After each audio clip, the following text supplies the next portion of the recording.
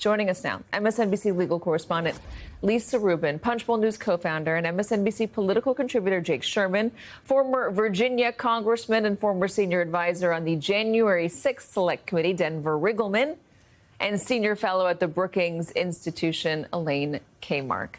So how much is this affecting Congress, Jake? Well, it is to a large degree. I mean, this has taken over Capitol Hill in many respects. I mean, there's this discharge petition floating out, which needs to get 218 signatures. Once it gets 218 signatures, it basically opens the floor for a vote within a short period of time, 7 days, on the underlying Massey-Connor resolution, which demands the release of the Epstein files. So we're all watching who signs that petition. Right now it's Marjorie Taylor Greene, Nancy Mace, Lauren Boebert, Tom Massie. I don't think I'm forgetting anyone there. And most Democrats so far, we assume every Democrat will sign. There's still two Republicans short, and Victoria Sparks of Indiana has indicated that she might sign it. The White House is heavily whipping against this, saying that the oversight investigation, which is in the hands of James Comer of Kentucky, is sufficient enough to achieve the ends that everybody is trying to achieve here. That's not enough for a lot of people, at least for Tom Massie and his crew. So, you know, the leadership was hoping, the Republican leadership was hoping that they would go home for August recess and this would go away. It hasn't gone away. That press conference today contributed a lot to that. The fact that, you know, there's the discharge petition, there's another resolution which just passed the House floor, a meaningless resolution from the leadership. It's pretty all-consuming, although, listen, there's other things going on, of course. There'll be government funding and a whole host of other legislative items, but it's taking up a lot of oxygen. So here's what I wonder, Jake. It's a couple of different things. One is the pressure. Is it coming from the women who are speaking out on the Capitol steps? Is it coming from a genuine belief that there is a conspiracy there and they want to get to the bottom of it and that DOJ or maybe even Donald Trump is hiding it? Or is it coming from, you know, constituents directly reaching out to them? Do they hear about it in the town halls? What is the pressure? The latter two, Katie. I think it's number one, that constituents are talking about it, and that ties into number two, that they believe, Republicans have been saying for years, not us, not, you know, anybody else saying it. They have been saying that this is a massive conspiracy, and Jeffrey Epstein was involved. I mean, yesterday, Anna Paulina Luna came out from a briefing with survivors and said she believed that Jeffrey Epstein was an asset working for a foreign adversary that does not like the United States. I mean, this is what Republicans have been saying for years. Donald Trump indicated he would release these documents. They believed him. They thought Donald Trump would release these documents, whether he said it directly or not. And now he's not. So constituents are angry. I mean, listen, the survivor press conference and the briefing was just yesterday. This has been going, or yesterday and today. This has been going on for longer than that. So this is kind of baked in. This is constituents. This is, you know, it's a whole thing, Katie, and it's difficult to unwind. Say if the discharge petition does not work, does Massie or does Lauren Boebert or does MTJ, do they gum up the works in some other way? It's tough to say. Now, the discharge petition, Katie, is a relatively straightforward process. You get 218 signatures, this goes to the floor. So if it doesn't work, they can't really blame anyone but their colleagues. It's not the leadership's fault that it doesn't work, although they are whipping against it. They could gum up the works. In a majority this small, anyone can gum up the works. Yeah. And by the way, Katie, it's important to just note that discharge petitions before this Congress were extraordinarily rare. They rarely work. They rarely get close to working. But two things. There's a very tight Republican majority, and people are not happy how Mike Johnson is handling the House of Representatives on a couple of fronts. That's why it is working. So here's the interesting conundrum, or just the argument that I guess the needle, excuse me, that Republicans are threading Denver. On the one hand, they're saying the House is going to take care of this. Don't worry, they're going to get everything. But on the other hand, saying don't vote to get everything because that's too much. But don't worry, they're going to get everything. I don't really understand why they're saying trust the House, but don't vote for Massey's discharge. Well, I think, listen, Jake's right about the discharge petition. They don't work very often, but this is a brutal one.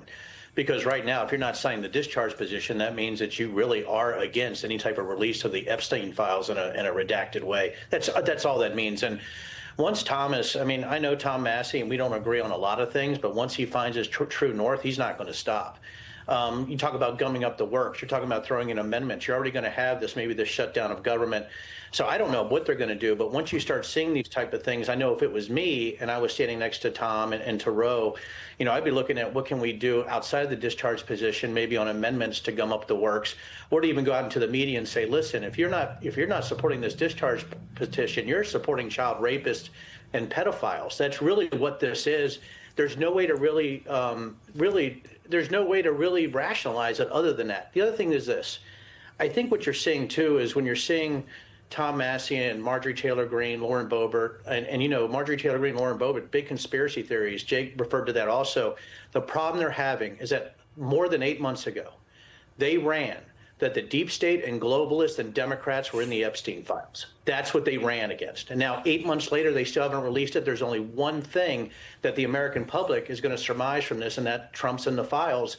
And that's why they will never release anything unredacted. Even if this discharge petition goes through, there's going to be a fight on executive privilege. There's going to be a war against releasing those documents. They're not coming out.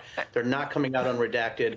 And I think that's going to hurt the Republicans awfully in the 2026 midterm. Well, it's going to test whether the Republicans are really for exposing what's behind these files, or if they just really love Donald Trump and are unwilling to put him in that position. It's going to expose it. We're going to find out one way or the other.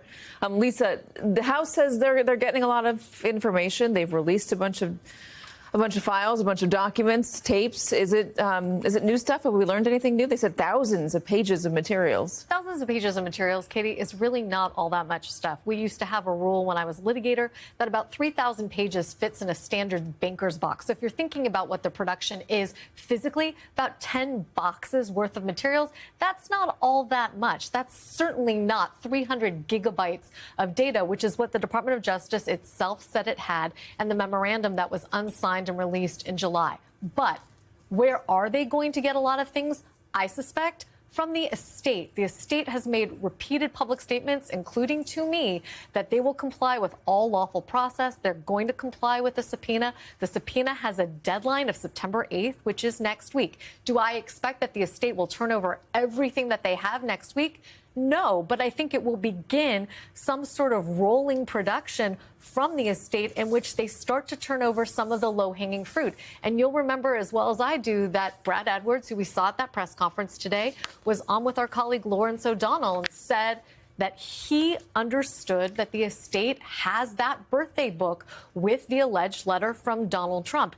If it's in there, if that letter is part of the birthday book and the estate has the birthday book, we should expect to at least hear that it was produced relatively soon. I mean, we know that he's in the files because there's been reporting about him being in the files. He's also friends with him. He's been public about the relationship.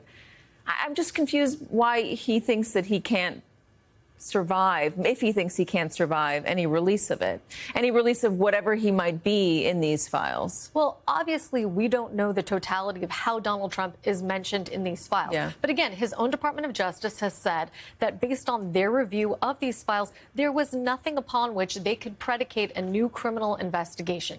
At the very least, even if it's embarrassing to him, it's certainly not something that his Department of Justice has said was criminal from him or anyone else. He should be able to survive it. I don't know why he's so afraid. This is the danger on campaigning on a conspiracy theory and exposing it. It is hard to believe that when they get into office, suddenly they're all going to be more mindful of the judicial process, of the legal process, not suddenly mindful of not wanting to put people in the uncomfortable position of being named but not charged, and then letting those conspiracies float out there. I mean, they certainly have done it to other people. Elaine, and this is where I think the Democrats, it's worth asking this. Are the Democrats playing with fire here? It's hard to tell. I mean, what's interesting about this is you have the right wing, the MAGA people holding on to this conspiracy theory all through the campaign. They win. Pam Bondi comes into office and she says, I've got the client book on my desk. And then it turns out there is no client book. So all of a sudden, this is shifted to Trump. And why is he doing this? I mean, nobody can quite figure this out. Why is he doing this? The Democrats are all behind getting the papers out, getting the files out, but Trump isn't. So that's one thing. The second thing is, if you listen to that press conference this morning, the young women, or they're now middle-aged women, in that press conference said that they are going to compose their own client book. They're the ones that know who they were trafficked to, if in fact they were trafficked to anybody. They will compose their own book. So this is kind of let a monster out of the closet here, and I think it's not going to be good for Trump, because he definitely looks like he's hiding something, and it's not going to be good for really anybody.